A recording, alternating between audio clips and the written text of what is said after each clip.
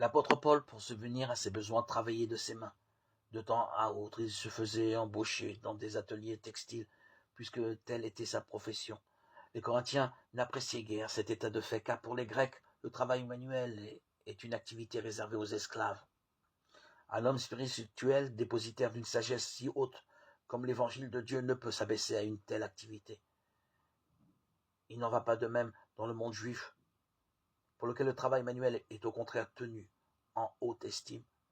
Cependant, Pierre et les autres apôtres acceptent les subsides que leur donne la communauté. Pourquoi Paul n'en ferait-il pas autant?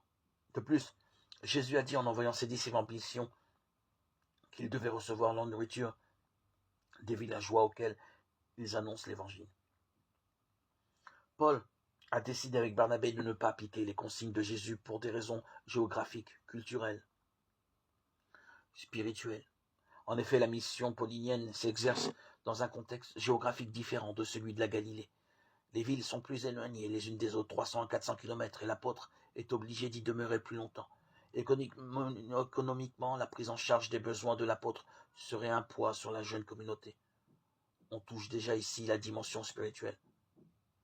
En effet, la vie chrétienne consiste non pas à peser les uns sur les autres, mais à se porter mutuellement comme le Christ nous porte sur la croix. Galates 6, 2. Il était déjà courant dans le monde grec de railler les philosophes qui vivent aux dépens de ceux qui les écoutent. Prédicateurs itinérants, sophistes ou cyniques étaient accusés de trafiquer la vérité afin que leur discours leur apporte davantage. Paul veut démasquer l'évangile de Dieu des sagesses qui sont proférées. Il veut les démarquer. Il est donc gratuit de Dieu que nulle sagesse humaine n'a pu faire monter au cœur de l'homme. Ce sont donc les motivations spirituelles de Paul pour travailler de ses mains qui sont exposées dans l'Épître aux Corinthiens, chapitre 9, versets 3 à 23.